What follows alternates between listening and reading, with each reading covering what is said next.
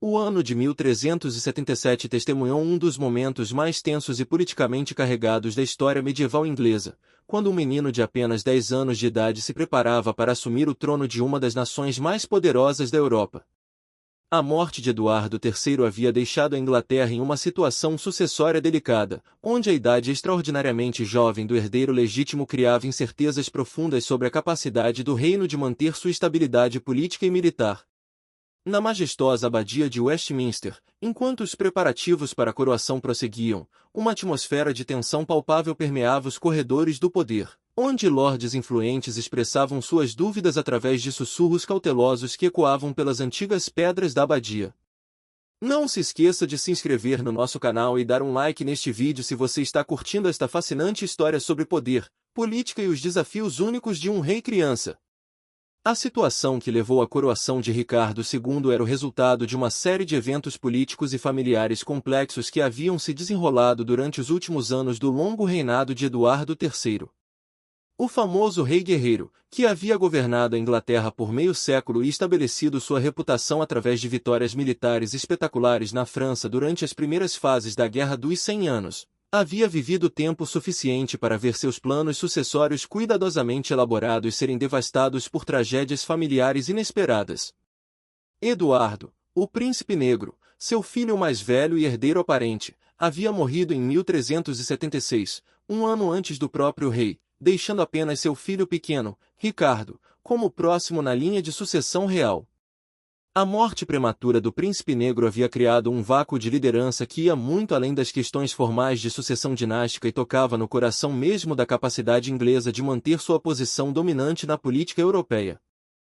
Eduardo havia sido não apenas o herdeiro do trono, mas também o comandante militar mais respeitado de sua geração, um líder que havia provado sua competência em batalhas decisivas como Crécy e Poitiers, onde suas táticas brilhantes e coragem pessoal haviam estabelecido a supremacia militar inglesa sobre os franceses. Sua morte deixará a Inglaterra sem um líder militar de experiência comprovada no exato momento em que o reino enfrentava ameaças crescentes da França ressurgente e instabilidade contínua em suas fronteiras com a Escócia e o país de Gales. Ricardo de Bordeaux, como era conhecido antes de sua elevação ao trono, havia passado seus primeiros anos de vida relativamente distante dos centros principais do poder político inglês, crescendo principalmente na Aquitânia sob os cuidados amorosos mas politicamente inexperientes de sua mãe, Joana de Kent.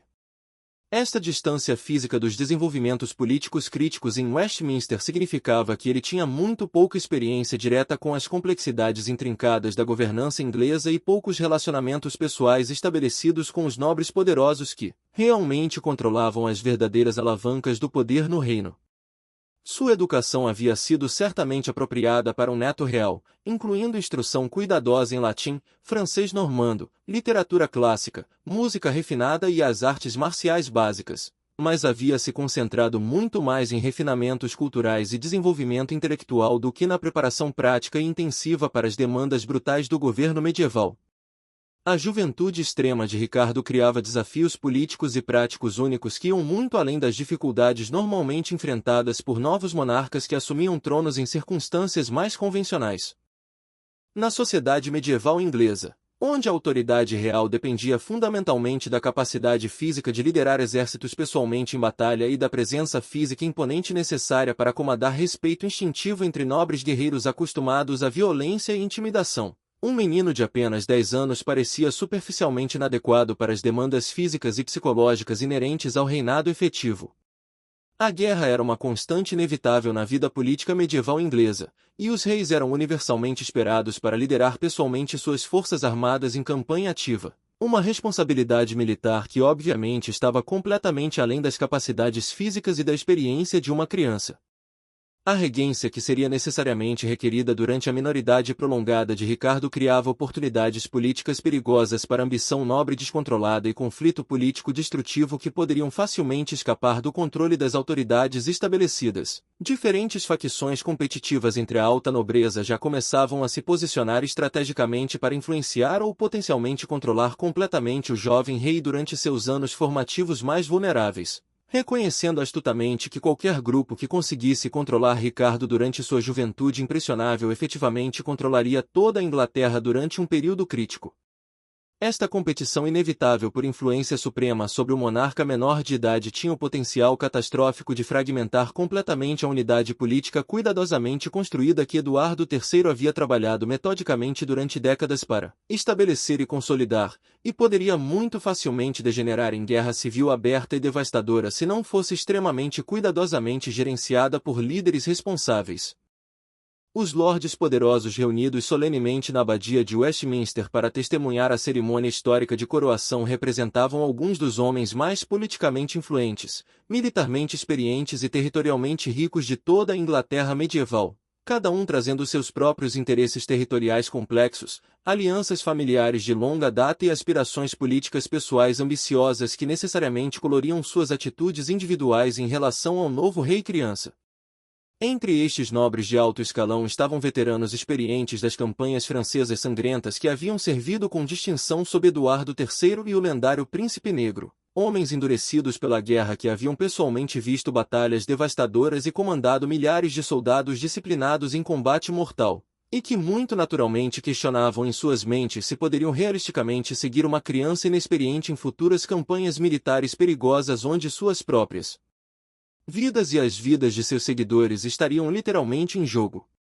As conversas sussurradas que circulavam discretamente entre estes nobres altamente experientes refletiam preocupações genuinamente patrióticas e profundamente práticas sobre as implicações militares e políticas de coroar formalmente uma criança durante um período, historicamente documentado de tensão internacional crescente e ameaça externa aumentada. A França, sob a liderança competente e estrategicamente astuta do rei Carlos V, havia se recuperado dramaticamente e de forma impressionante das derrotas militares absolutamente devastadoras da era gloriosa do Príncipe Negro e estava sistematicamente começando a reconquistar territórios valiosos que haviam sido conquistados e perdidos para os ingleses durante as primeiras décadas militarmente bem-sucedidas da Guerra dos 100 Anos prolongada e custosa. A perspectiva politicamente aterrorizante de enfrentar esta França militarmente ressurgente e estrategicamente reorganizada sob a liderança meramente nominal de um menino fisicamente fraco de apenas 10 anos era genuína e compreensivelmente alarmante para comandantes militares veteranos e experientes que entendiam intimamente através da experiência pessoal brutal as realidades impiedosas, sangrentas e tecnicamente complexas da guerra medieval, onde decisões de vida ou morte frequentemente tinham que ser tomadas instantaneamente em condições de estresse extremo que testariam até mesmo líderes adultos altamente experientes.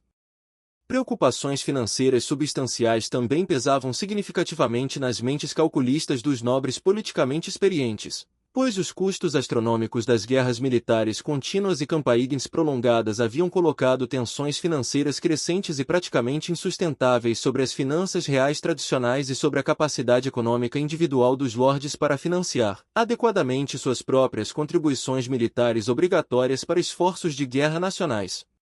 Um rei menor de idade seria inevitavelmente completamente dependente de conselheiros adultos experientes para tomar todas as decisões críticas sobre tributação nacional, gastos militares estratégicos e política econômica de longo prazo, criando oportunidades perigosas para má gestão governamental ou corrupção administrativa que poderiam muito facilmente exacerbar os problemas financeiros já existentes e sérios que ameaçavam a estabilidade econômica do reino. A questão fundamental da legitimidade dinástica, embora tecnicamente não contestada no caso específico de Ricardo devido à sua descendência direta indisputável, estava inevitavelmente complicada por considerações práticas sérias sobre competência governamental real para exercer autoridade efetiva em circunstâncias desafiadoras. Enquanto absolutamente ninguém entre os nobres presentes questionava legalmente que Ricardo era inquestionavelmente o herdeiro dinástico legítimo de seu avô ilustre, muitos lordes influentes se perguntavam privadamente com crescente frequência se o reino não seria estrategicamente melhor servido através de um arranjo político alternativo que colocasse poder executivo real e autoridade decisória prática nas mãos competentes de um regente adulto experiente e militarmente provado por um período governamental prolongado mais temporário. O papel politicamente delicado dos tios surviventes de Ricardo nesta situação sucessória complexa era particularmente sensível e diplomaticamente significativo para o equilíbrio futuro do poder no reino.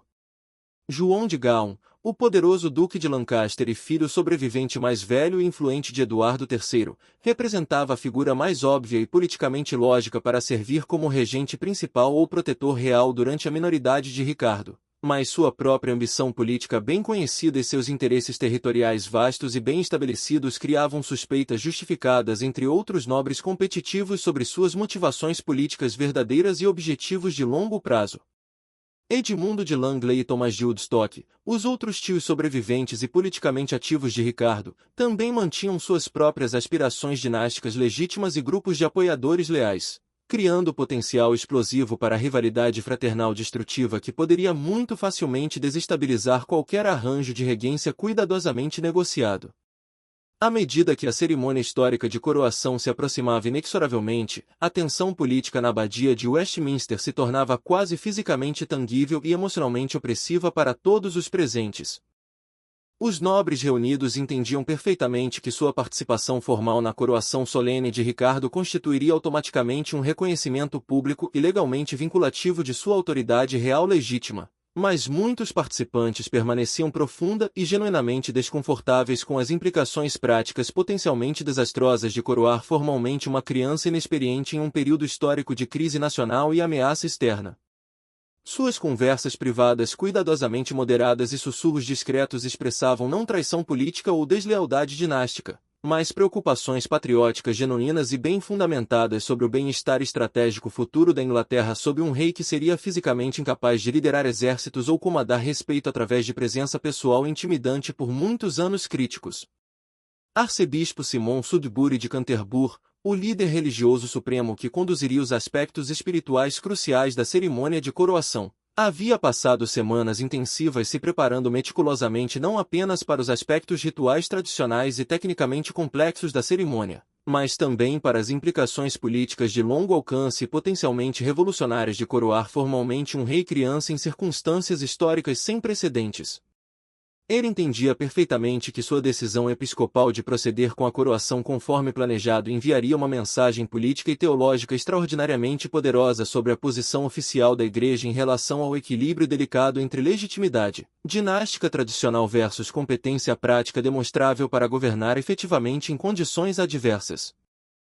A cerimônia elaborada em si foi estrategicamente projetada para ser o mais visualmente impressionante, espiritualmente solene e politicamente convincente possível, com cada elemento ritual cuidadosamente selecionado e coreografado para reforçar sistematicamente a legitimidade divina incontestável e continuidade histórica da autoridade real de Ricardo.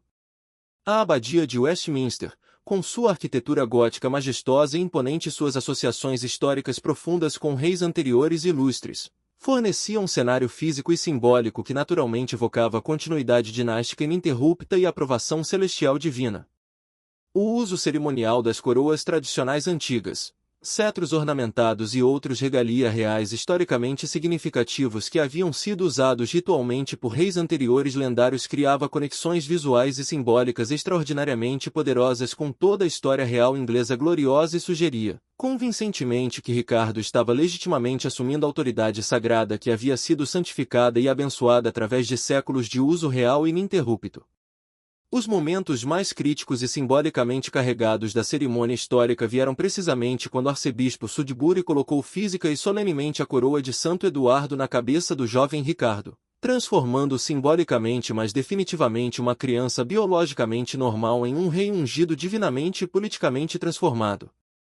Esta ação física ritual representou não apenas a transferência formal e legal de autoridade governamental suprema, mas também uma declaração teológica extraordinariamente poderosa sobre a natureza fundamental da realeza cristã medieval. De acordo com a doutrina religiosa medieval bem estabelecida, o ato sacramental de coroação investia automaticamente o novo rei com autoridade divina transcendente que superava completamente considerações mundanas sobre idade cronológica, experiência prática acumulada ou capacidade pessoal demonstrável. A reação emocional dos nobres presentes ao momento climático da coroação foi política e psicologicamente complexa e individualmente variada. Muitos lordes, apesar de suas reservas privadas persistentes e dúvidas práticas genuínas, foram visivelmente e emocionalmente movidos pela solenidade espiritual impressionante da cerimônia antiga e pela dignidade real surpreendente que o jovem Ricardo demonstrou consistentemente durante todo o ritual prolongado e fisicamente exigente. A combinação harmoniosa de tradição histórica venerável, autoridade religiosa suprema e a compostura pessoal genuinamente impressionante de Ricardo criou um momento único de unidade política e espiritual temporária que conseguiu superar, pelo menos momentaneamente, as divisões facionais e dúvidas práticas que haviam caracterizado persistentemente todo o período tenso que havia antecedido a cerimônia de coroação. No entanto, as preocupações subjacentes fundamentais sobre as implicações governamentais práticas de um rei criança politicamente inexperiente não foram magicamente eliminadas pela cerimônia religiosa, por mais espiritualmente impressionante e politicamente convincente que ela tenha sido executada. Nos dias e semanas críticos que se seguiram imediatamente à coroação formal, essas preocupações estratégicas persistentes se manifestariam inevitavelmente em debates políticos intensos e negociações facionais sobre os arranjos específicos de regência, a composição política do Conselho Real e as políticas governamentais que o novo regime deveria prudentemente seguir em relação às ameaças militares externas sérias e imediatas que a Inglaterra continuava enfrentando de inimigos determinados. A coroação histórica havia tecnicamente resolvido a questão dinástica imediata da sucessão real legítima, mas havia necessariamente deixado questões governamentais fundamentais sobre liderança executiva prática e competência administrativa amplamente sem resposta definitiva, criando instabilidades políticas que assombrariam os primeiros anos críticos do reinado de Ricardo e contribuiriam para os desafios políticos extraordinários que ele enfrentaria ao tentar estabelecer autoridade pessoal real. Em um ambiente de ceticismo persistente sobre sua capacidade juvenil de governar efetivamente uma nação em crise durante um dos períodos mais desafiadores da história inglesa medieval,